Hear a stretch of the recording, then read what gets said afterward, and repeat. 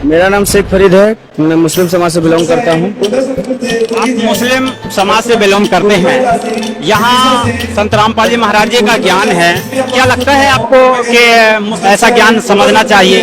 ये सभी को समझना चाहिए, क्योंकि कोई हमारा जो ये पंथ है, ये कोई जाति भेदभाव में कोई नहीं आता। ये गुरु जी जो जाति परिवर्तन नहीं करवा रहे हैं, ये अच्छा मार्ग है, सद्भक्ति मार्ग है ये। तो संत रामपाल जी महाराज जी से नाम दीक्षा आपने कब लिया है?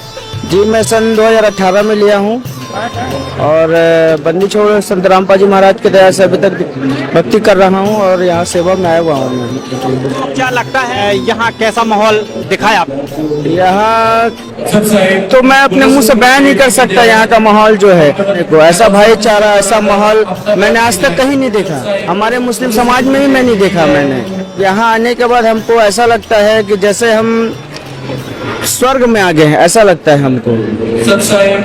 मुस्लिम समाज में जन्नत जैसे कोई स्थान है, तो वहाँ की विवेचना करके बताते हैं कि हमारे धर्म में जन्नत में जाते हैं लोग, लेकिन आप स्वर्ग की बात कर रहे हैं। क्योंकि जन्नत और स्वर्ग जो एक ही है, या स्वर्ग बोलो या जन्नत बोलो। क्या हमारे जो मुस्लिम भाषा में उसको जन्नत बोलते हैं और हमारे जो हिंदू भाषा में उसको स्वर्ग बोलते हैं, और अपने को दोनों में कोई फर्क नहीं है। स्वर्ग जो है और जन्नत वो एक ही है। वो मुस्लिम धर्म में अक्सर कर हम गाड़ियों पे देखते हैं लिखा रहता है गरीब नवाज, तो क्या बताएंगे कि उसका मतलब होता क्या हो? ये इधर शॉर्ट में लिखा होता है KGN। तो KGN का जो फुल फॉर्म होता है ख्वाजा गरीब नवाज। ये जो ख्वाजा गरीब नवाज जो है हमारे पूज्य जो है कबीर साहब, ये इनका उपनाम है, ये ख्वाजा गरीब नवाज। और जो ये कबीर साहब है, इनका ये वर्तमान में नाम है। तो अपने मुसलमान भाई अपने घरों में गाड़ियों में लिखे रहते हैं KGN। यहाँ हमने काफी लोगों से जानकारी ली है और काफी लोग बता रहे हैं कि यहाँ गरीब दाजे का अमर ग्रंथ पाठ चलता है, तो क्या वही गरीब नवाज के विषय में मुस्लिम धर्म में बताया गया? जी वही गरीब नवाज हैं, और अधिकतर हमने देखा भी है कि कई मुस्लिम के मस्जिदों में भी ख्वाजा गरीब नवाज लिखा होता है। तो ये जो ख्वाजा गरीब नवाज जो है, ये वही है जो जिसका पाठ अभी चल रहा है। आप मुस्लिम धर्म से बिलोंग करते हैं, लेकिन मुस्लिम धर्म में अक्सर कर 786 नाम बताते हैं, तो इसका कोड वर्ड होता क्या है, कुछ बताएंगे? ये 786 का मतलब हमारे मुस्लिम भाइयों में तो कोई नहीं जानते अभी तक। लिखते सभी हैं, पूर्वजों से चलता आ रहा 786, कोई गाड़ी में कोई घर में लिखाते हैं।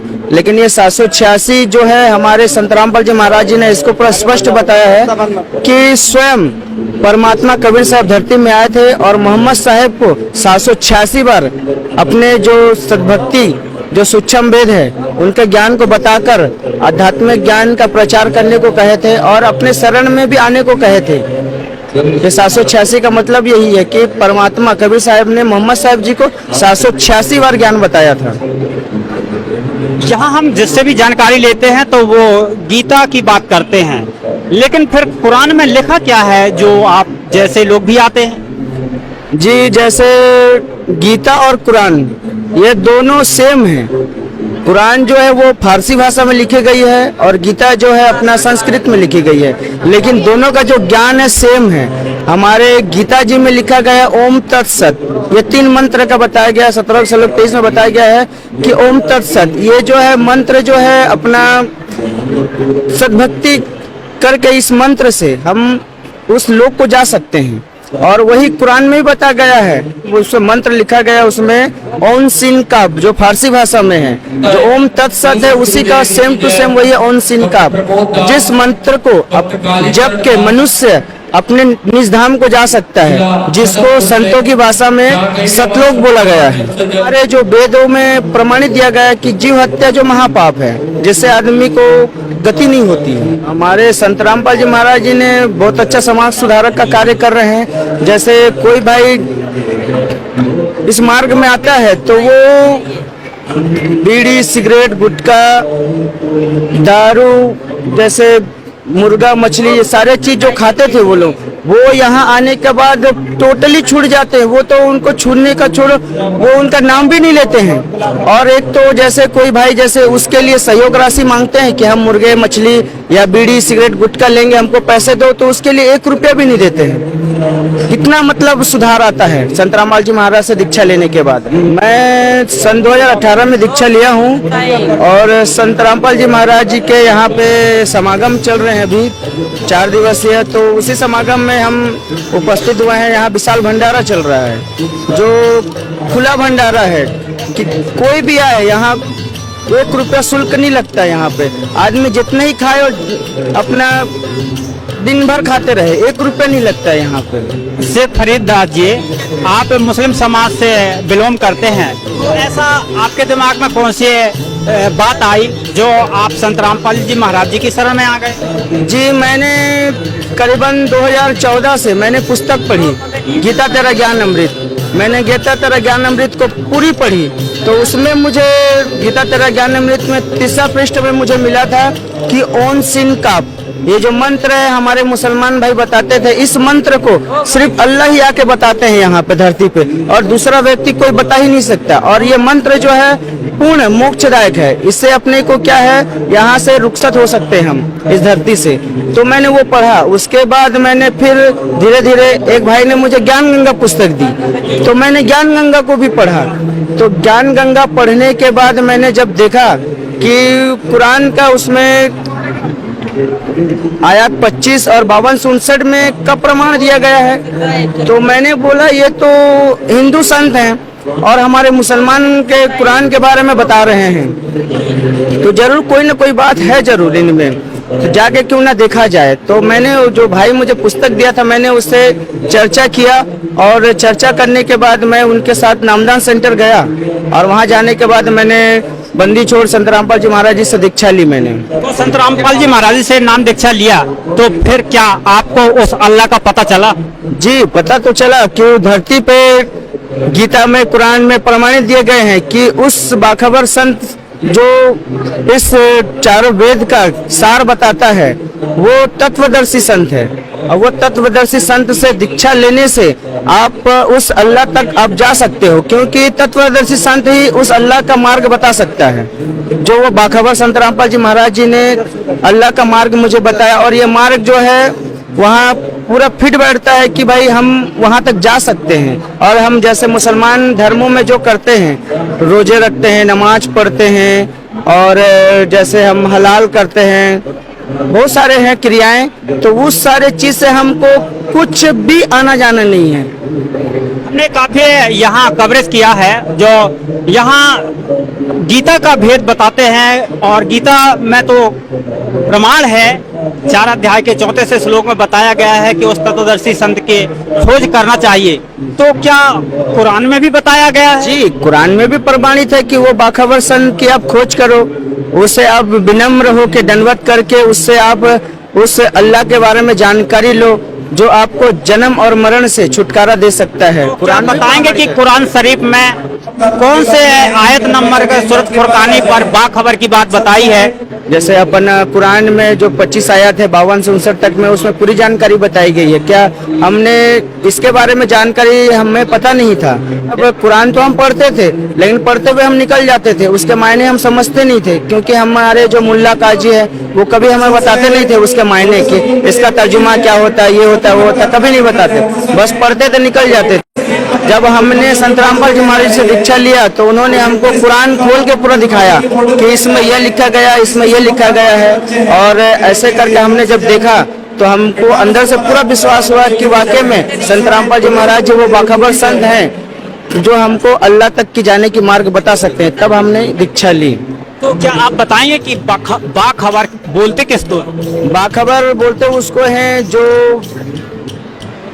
अल्लाह तक की जो खोज रखता है, जो अल्लाह की जो 3 मंत्र है ओम सिन काप, इसको वो बताए, और वो इस मंत्र से आदमी को यहाँ जो आत्माएं होती हैं उनको यहाँ से अपने धाम को जाने के लिए मार्ग बताए, उसको तत्वदर्शी बाखबर बोलते हैं। मुस्लिम धर्म में अगर हम जाते हैं, परिवार में जाते हैं, तो क्या मानना रहता है? वो तो कुछ ना कुछ तो बोलते होंगे कि आपने कुछ धर्म अलग सा कर लिया, ऐसा कुछ आपको सुनने को मिलता है? वो तो घर वाले भी बोलते हैं और समाज वाले भी बहुत बोलते हैं, क्योंकि आपने अपना धर्म बदल लिया, धर्म परिवर्तन करा लिया, हमारा नाक कटवा दिया और बहुत सारे वगैरह वगैरह बोलते हैं वो लोग। लेकिन मेरा जवाब ये रहता है कि मैंने कोई धर्म परिवर्तन नहीं किया है। जो हम अल्लाह को मानते थे तो हम उनको मानने का जो हमारा तरीका था वो गलत था। आप लोग गलत तरीके से मान रहे हैं और हम जो हैं अभी जो वर्तमान में जो मान रहे हैं हम अल्लाह को सही तरीके से मान रहे हैं, जिससे हमको जन्नत में जाने के लिए हमको वो मार्ग मिला है। और आप लोग बोलते हो कि अल्लाह तो ऐसे बेचून है, तो आप लोग भक्ति भी किसकी करते हो? आप लोग बेचून की भक्ति तो हो नहीं सकती। बेचून मीन होता है हमारे हिंदी में निराकार, जिसका कोई आकार ना हो, तो फिर हम भक्ति किसकी करें? हमारे संत रामपाल जी महाराज जी ने बताया है कि अल्लाह जो है वो साकार है, जो गीता में कुरान में प्रमाणित है कि अल्लाह 6 दिन में सृष्टि रचा और 7वें दिन तख्त पे जा बिराजा। तो इसका मतलब यही होता है कि अल्लाह जो वो साकार है, निराकार है। तो हम आपसे आखिरी सवाल करेंगे। हमने अक्सर कर देखा है कि हिंदू मुस्लिम के बीच में कहीं ना कहीं खटापटी होती रहती है, एक दूसरे को अलग सा समझते हैं। तो संत रामपाल जी महाराज जी के अगर ज्ञान में लोग अगर आते हैं तो क्या हिंदू मुस्लिम के झगड़े खत्म हो सकते हैं? जी बिल्कुल खत्म हो रहे हैं। अभी तक के हमने देखा कि मुसलमान भाई और हिंदू भाई में काफी तकरार रहते थे और सदियों से ये चलता भी आ रहा है। ये हिंदू मुस्लिम के झगड़े अभी भी चल रहे हैं, लेकिन संत रामपाल जी महाराज जी के जो भी उनसे दीक्षा लेता है और उनकी बताई गई विधि के अनुसार जो भक्ति करता है, वो मुस्लिम हो या हिंदू हो या सिख हो या ईसाई हो, सभी भाई भाई के ही जैसे रहते हैं। और इस समागम में भी आए हुए हैं कई धर्मों के भगत भाई आए हुए हैं और सब भाईचारे से ही रहते हैं, एक दूसरे से संबोधित प्यार से पूरा एकदम प्रेम पूर्वक रहते हैं वो। तो कुछ जो आध्यात्मिक नॉलेज रखना चाहते हैं, उस अल्लाह खुदा को पाना चाहते हैं, तो क्या कुछ संदेश रहेगा आप? सकता संदेश तो परमात्मा देंगे। मैं निवेदन कर सकता हूं उनसे, क्योंकि ये जो मार्ग है कोई जाति प्रथा को लेकर नहीं है। ये जो हमारा जो ये दीक्षा जो चल रहा, भक्ति जो चल रहा है, ये सभी धर्मों के बारे में बताया जाता है। मतलब जीव हमारी जाति है और मानव धर्म हमारा। हिंदू मुस्लिम सिख ईसाई धर्म कोई नहीं न्यारा। हमारे गुरु जी बोलते हैं ऐसा कोई धर्म बना नहीं है, सिर्फ हमारे जो है मानव धर्म। यहाँ के ठेकेदारों ने तो जाति प्रथा को मतलब पूरा बांट के रख दिए हैं। और मेरे सभी भाइयों से निवेदन है कि संत रामपाल जी महाराज से दीक्षा लेनी चाहिए और सद्भक्ति करनी चाहिए। कि आप लोग भक्ति करो, ये इसमें किसी का कोई निजी स्वार्थ नहीं है ना। इस मार्ग में आने के लिए किसी से कोई शुल्क लिया नहीं जाता है। यहाँ पे जो भी आते हैं निःशुल्क दीक्षा दिए जाते हैं और भक्ति करते हैं यहाँ पे, और भक्ति से कई लोगों को लाभ भी मिल रहे हैं। चलिए, काफी आपसे जो मिलकर के हमें संतुष्टि हुई कि वाकई में संत रामपाल जी महाराज जी जो है समाज सुधार कर रहे हैं और यहाँ सभी लोग समाज के आ रहे हैं। नमस्कार। सत साहिब।